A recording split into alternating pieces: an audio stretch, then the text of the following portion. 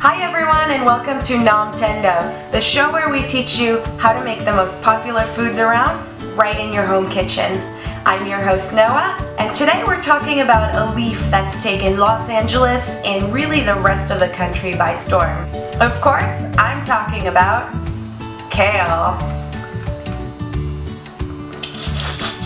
Cabbage's next door neighbor kale is nom-tastic, not only because it's super versatile and delicious, but also because it's very nutritious.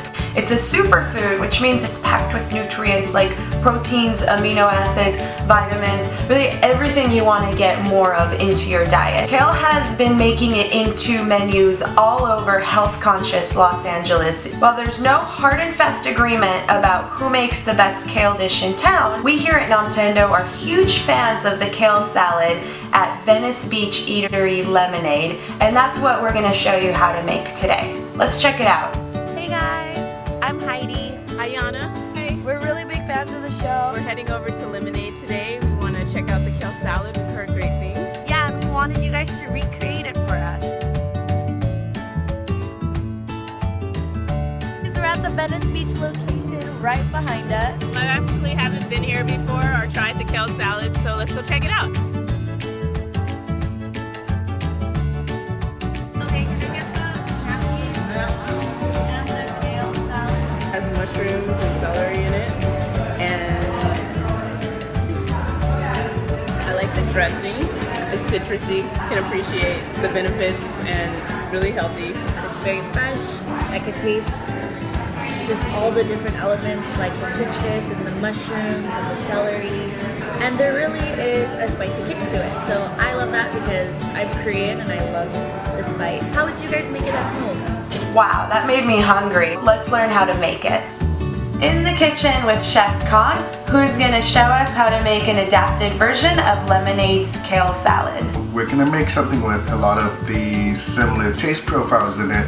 We can start off by making the dressing. To start off with, just going to juice the juice of one orange right into a mixing bowl. You can use bottled orange juice as well. This just adds a different layer of freshness to it, which I think would be really noticeable once you have the dressing itself. And oranges are easy to find year-round, and so go for the fresh oranges. You can do it. Right. About 2 tablespoons of that honey. Next we have 3 tablespoons of olive oil. Extra virgin. Extra virgin, of course. About 1 tablespoon of whole grain mustard. 3 cloves chopped garlic. About 2 teaspoons of freshly ground black pepper. And for a little spiciness, we have 2 teaspoons of cayenne pepper. So we're just gonna mix this up, get everything nice and incorporated. That's exactly what we're looking for. So now that we have the dressing ready, we're gonna start chopping up our vegetables. Here we have some cremini mushrooms. You can really use whatever mushrooms you'd like. Cremini mushrooms has a really great earthy, rich taste to it. Makes it a little different than your standard white mushrooms. If you're not a fan of mushroom, you can always omit it. Maybe put some grilled chicken, some grilled ham. The idea is to bring in a little bit of that kind of savory umami flavor to balance out with the citrus and some of the other elements that we're about to add. Cut into just thin slices. We're gonna take an orange and we're gonna segment it. We're going to cut out the peel.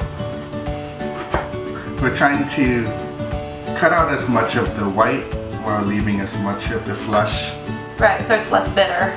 Yeah, I'm gonna cut alongside, inside, and avoid the white that's in the orange itself as well, so that we have nothing but pure orange pulp. Add that right into the dressing. And we're gonna let it sit in there while we cut the rest of our ingredients. It's gonna imitate some of that nice and fermented taste that lemonade has with their kumquats. Orange segments are marinating in the dressing. Yeah, so we can leave that aside and just let it really soak up some of that dressing and really build some rich flavors into it. So today we're using 2 types of kale. We have placenta kale as well as red kale. So what we're going to do is we're going to remove any of the really thick stems from the kale. Makes it a lot easier to eat. The stems can be really, really tough. We want to get as much of that out as we can, and just keep keep it nice and nutritious leaves for the salad. In a cold salad, you don't want to be chewing and chewing, and so best move is just set it aside. Even save it for later for stock or another stir-fry dish. Just be sure to wash these really well. We've washed them beforehand, but they do put a lot of dirt sometimes, so you really want to give it a thorough rinse. All these little bumps have a lot of nooks and crannies that dirt gets trapped under. And especially with the red curly kale, which you'll also see some green varieties of in your market. We have all the thick stems removed. We're just gonna cut them into bite-sized pieces. You wanna cut them into slightly smaller pieces than you would, romaine lettuce or iceberg lettuce, because it is coarser and thicker. You don't wanna have to chew on it for too long. And take note of Khan's clever cutting technique. So he's rolling all the pieces together, bunching them up, cutting across once, flipping at 90 degrees, cutting again, and now you've got a really fast way to cut kale into tiny little strips. So we have some nice and chopped kale. All that's left is to add the final ingredients to the salad. So we're gonna add the mushrooms right over the kale. And we also have about a 3/4 cup of sunflower seeds. The last thing we're gonna add to it before the dressing is some nice fresh Californian avocados. These are Hass.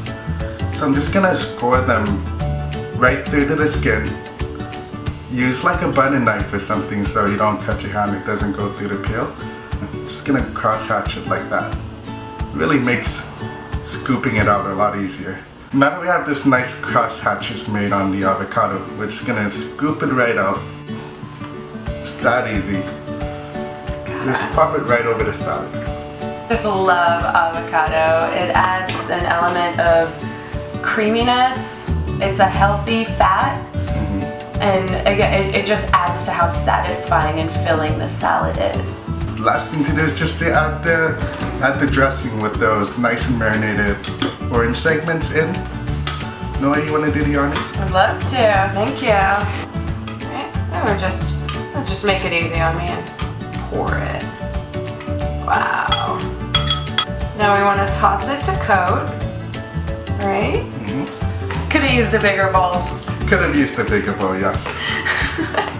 Once we have it nice and tossed, we want to let it sit in the dressing a little bit. As we mentioned earlier, kale is a little coarser than an iceberg lettuce or a romaine lettuce. Some of the acid from the orange juice that we added into the dressing is going to help break it down a little bit. What you're going to end up with is just some nice tender greens, tanginess from the oranges, some of the richness from the avocados and the sunflower seeds. We're going to show you what this looks like in about 5 or 10 minutes after it's sat around for a little bit and been thoroughly tossed. Welcome back. The salad's been sitting in the dressing for about 10 minutes. We plated it up nicely, and now Khan and I are going to give it a try. Great. Lucky us. Let's try. I like that my bite has a little bit of everything on it. Oh my god. The mustard is a really great touch here. I can't believe it's healthy. It's so good.